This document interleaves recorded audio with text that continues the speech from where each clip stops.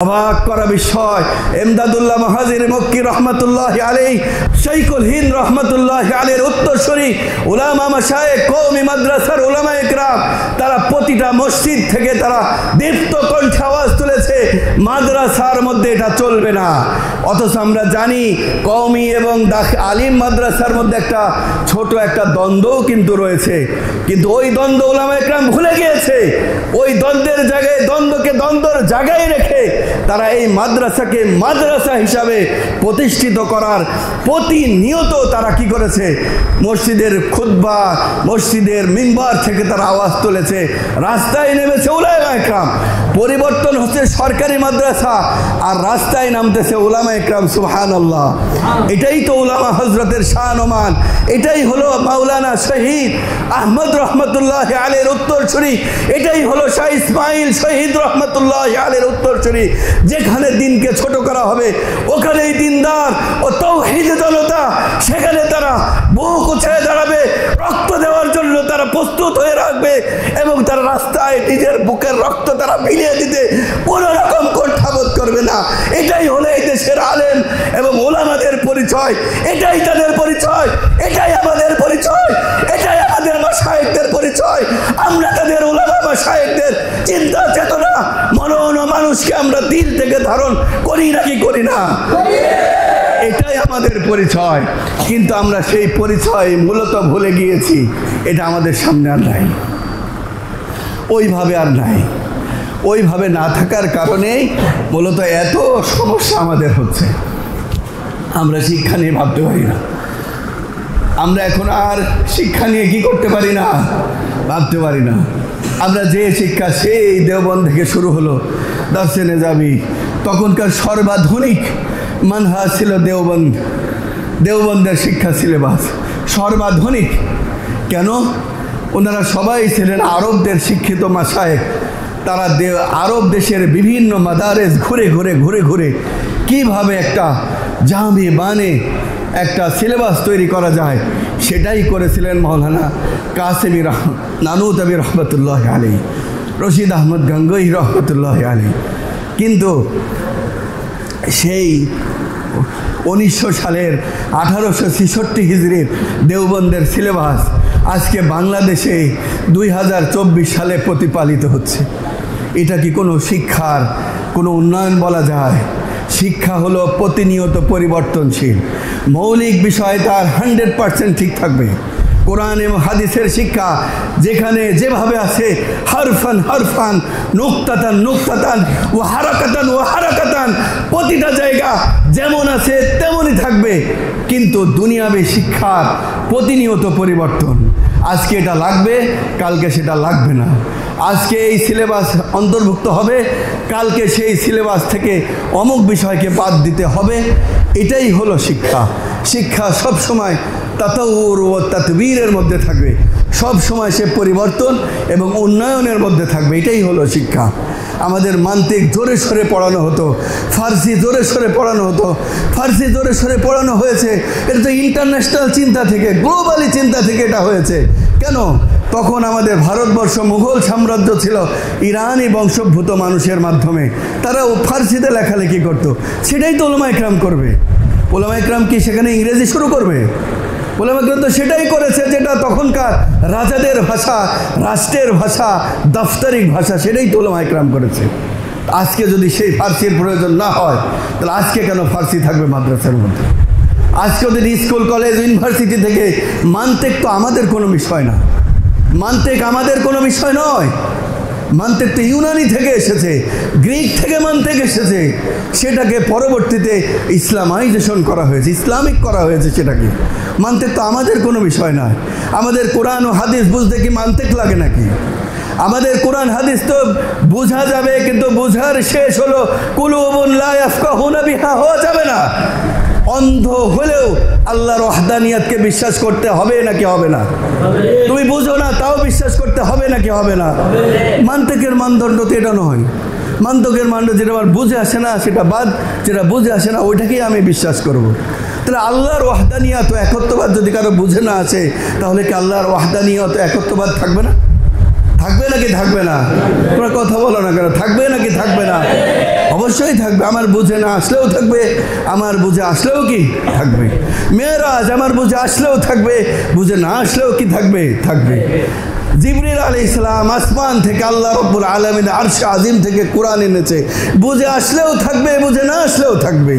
শয়তানকে দেখি না, শয়তানকে দেখি না, এটা আমাদের বিশ্বাস। শয়তান আছে, আল্লাহ পাক ঘোষণা করেছেন। এটা আমার বুঝে আসলেও থাকবে, বুঝে না আসলেও থাকবে।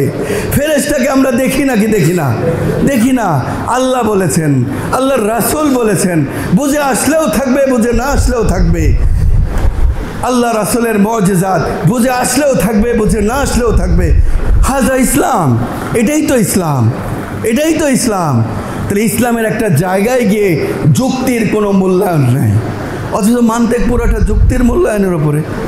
মান্তেক ওই সময় মান্তেক বিশ্বাস করবে যখন তার যুক্তির নিরিখে তখন সেটা কি হবে? প্রমাণিত হবে। তাহলে প্রমাণিত না হলে হবে না। এটা কি ইসলাম? হাল হাজা ইসলাম? এটা কি ইসলাম? না।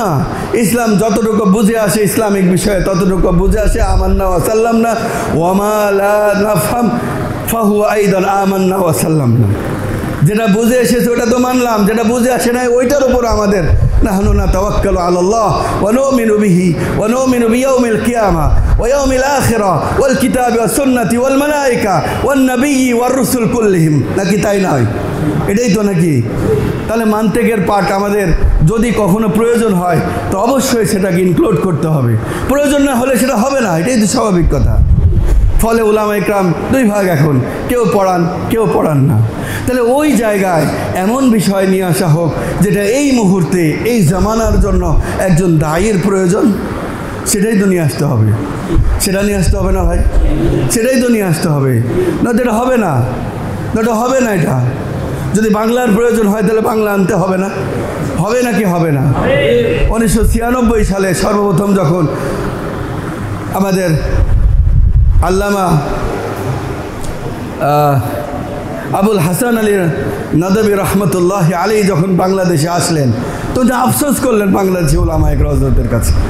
বললেন যে কি হয়, এটা কি কথা হলো যে বাংলাদেশে উলামায়ে কেরাম উর্দুতে কথা বলে, বাংলাদেশি উলামায়ে কেরাম উর্দুতে লেখালেখি করে, এটা কোন ধরনের কথা? তো এই ভাষা আমাদের থাকবে না। সেটাই তো হয়েছে, এই বাংলা ভাষা নাকি উলামায়ে কেরামের না, এটা নাকি ঢাকা বিশ্ববিদ্যালয় থেকে জন্ম হয় আর ওখানেই নাকি সেটার মৃত্যু হয়। তাহলে আমরা বাংলায় কথা বলি না কি ভাই? আমরা বাংলায় কথা বলি না? ফররুখ ইসলাম কার কবি? আমাদেরই তো কবি, আমাদেরই তো সন্তান নাকি? কথা বলেন না কেন? কাদের কবি? আমাদের কবি না? জসিমউদ্দিন কাদের কবি? আমাদের কবি না? আমাদেরই তো কবি নাকি? আমাদের কবি না? আমাদের আরও এরকম যত বড় বড় যত লেখক আছে, কবি নজরুল ইসলাম কাদের কবি? আমাদের কবি না? এই দেশের কবি না? কাদের কবি রে ভাই? আমাদেরই তো নাকি? এই লেখক কাদের? আমাদের না? তাহলে এই লেখক আমাদের যাদের উপরে ভাষা নির্ভর করলো আর উলামায়ে কেরাম যাদেরকে অন্তর থেকে এটাকে লালন করলো তারা এই ভাষাকে ছেড়ে দিল, মানে এটা কোন ধরনের, এটা কোন মানে কি হলো, মানে কি ঘটনাটা হলোটা কি হলো কি ভাই? তো এই সমাজগুলোর জন্য দরকার হলো তালিম এবং তাদরিসের উপরে ফিকির করা, এটাকে তাতবীর করা এবং এটা তাতাউর ঘটানো, এটাকে সব সময় এটার পিছনে কাজ করা এবং এটাকে সামনে অগ্রসর করা। এটাই হলো আসলে মূল কথা তোমাদের সাথে আমার। কিন্তু এই কথাগুলো বোঝা এবং বলা মানুষও আমার নাই, আমাকে কেউ চিনেও না, আমাকে কেউ জানেও না, আমার এই ফিকিরের কতটুকু মূল্যায়ন আছে সেটাও জানি না। ফলে কারো কাছে গিয়ে তো আর বলতে পারি না। তো তোমরা যখন বলতে বলো তখন কখনো তো বলি, আবার কখনো মন খুলে বলতেও পারি না। আসলে এইভাবে আমাদের যদি কিছু কাজ হতো মাদ্রাসাগুলোর ভিতরে তাহলে হয়তোবা আমাদের কিছু কিছু জায়গা আমাদের অটোমেটিক আমাদের কাছে আসতো। কেন আসতো? কারণ আমাদের মধ্যে আছে সততা। উলামায়ে কেরামের বড় জিনাত হলো তাদের মধ্যে রয়েছে কি? সততা। আল আমানা, আমানত রয়েছে উলামায়ে কেরামের মধ্যে। উলামায়ে কেরামের মধ্যে রয়েছে হামাসাত, সাহসিকতা রয়েছে। উলামায়ে কেরামের মধ্যে রয়েছে জাতির প্রতি চরম ভালোবাসা। এই ভালোবাসা উলামায়ে কেরামের নয়, এই ভালোবাসা ইসলামের আদেশ। এই ভালোবাসা কার আদেশ? ইসলামের আদেশ। আল্লাহর রাসূল বলেছেন ওই ব্যক্তি সবচেয়ে উত্তম ব্যক্তি যার হাত থেকে তার প্রতিবেশী রক্ষা পায়। ওই মানুষ কখনো মুসলমান হতে পারবে না যে মানুষটা মিথ্যা বলে। ওই মানুষ আমার উম্মতের মধ্যে নয়, ওই মানুষ উম্মতের মধ্যে নয় যে ব্যভিচার ইত্যাদির মধ্যে লিপ্ত থাকে। যে মানুষকে ধোঁকা দেয় সে আমার উম্মত নয়। যদি কোনো মানুষ এটাকে বিশ্বাস করে এবং বিশ্বাস করে বাদাল মাউতি হায়াতুন, এটাকে যদি বিশ্বাস করে তাহলে তো সে এই অল্প সময়ের জন্য, তাহলে সে ধোঁকার মধ্যে পড়ার তার কথা নয়। সে তো জাতির জন্য নিজেকে উৎসর্গ করে দিয়ে নিজেকে সৌভাগ্যবান মনে করবে।